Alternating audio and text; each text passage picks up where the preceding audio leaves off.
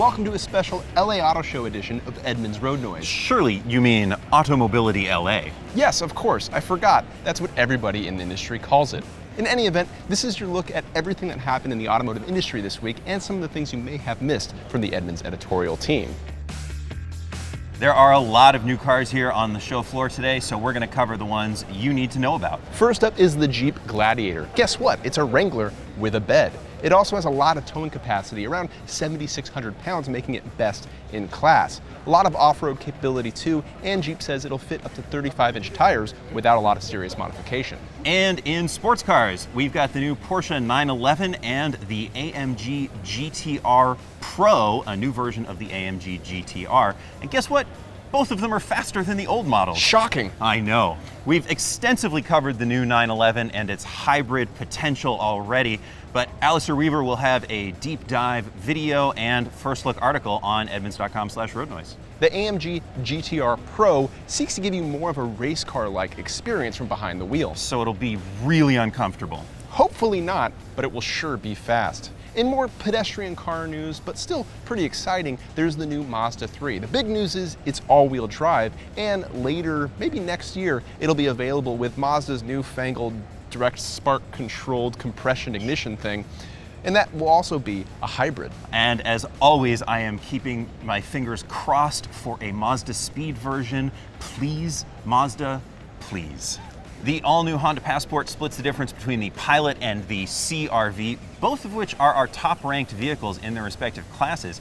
It loses a few inches from the Pilot, keeps the V6, and gains about an inch of ride height, combined with some trick all-terrain traction control software that should give it some real off-road cred.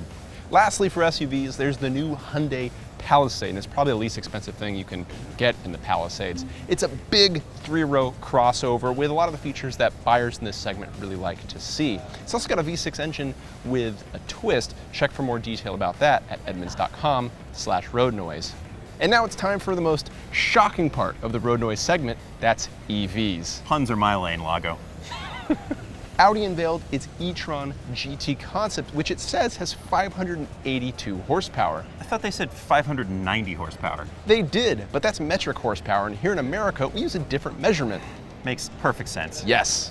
It'll do 0 to 60 in 3.5 seconds, it has a range of over 200 miles, and it'll go into production in 2020. Rivian is promising us the first electric pickup truck in 2020. The R1T gets 400 miles of range, 11,000 pounds of towing capacity, and a 0 to 60 time of just 3 seconds. Isn't that faster than the Audi? It is. It also gets some neat storage options like a frunk, just like a Porsche 911. Will, guess what? What? Mitsubishi's bringing back the Evolution. I'm so excited. Hold up, it's an EV and it's an SUV. Oh. And it's called the Evolution. No. See, it's electric and it's an EV. I don't want to talk about electric cars anymore. Evolution. No, we're done. We're done. It's over. Evolution. No. It's not all new cars we're looking at. We've also been driving a few too. This week, Alistair Weaver got a chance behind the wheel of the absurdly quick McLaren 600 LT. The company has finally got the idea that you don't have to drive as if your pants are on fire to enjoy one of their cars. Even at low speeds, this car has a real sense of occasion. Every journey is an adventure. I love it. Right now, this is my favorite McLaren. And in this week's Detour, while we're right here celebrating new cars, there's some bad news from GM. They're going to axe about 14,000 jobs and close a few plants, killing a few cars in the process. That includes the Chevrolet Cruze, Chevrolet Volt, Chevrolet Impala, and Cadillac CT6. Well, at least Cadillac is promising us we're going to see the sporty CT6V before the car takes its final bow. On the lighter side of things, special correspondent Elana Scherr has been at the show too, and we're going to take a look at what she's been up to. I'm going to get all geeky on you guys because my favorite thing about auto shows is cutaway engines.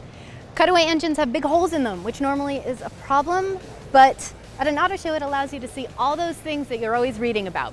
Twin turbos, V8s, V6s, big pistons, small pistons, superchargers. It's really the only time you get to see what's inside.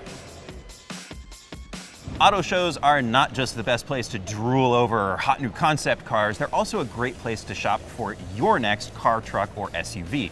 This week, our tips and advice team takes a look at everything you need to know to make the most of the show floor. That's going to do it for this week's episode of Edmunds Road Noise. Be sure to hit that subscribe button, leave your comments below, and if you're looking for more information about vehicles we've covered or wondering why we didn't cover your favorite vehicle, head to edmunds.com/roadnoise for more. That's edmunds.com/roadnoise.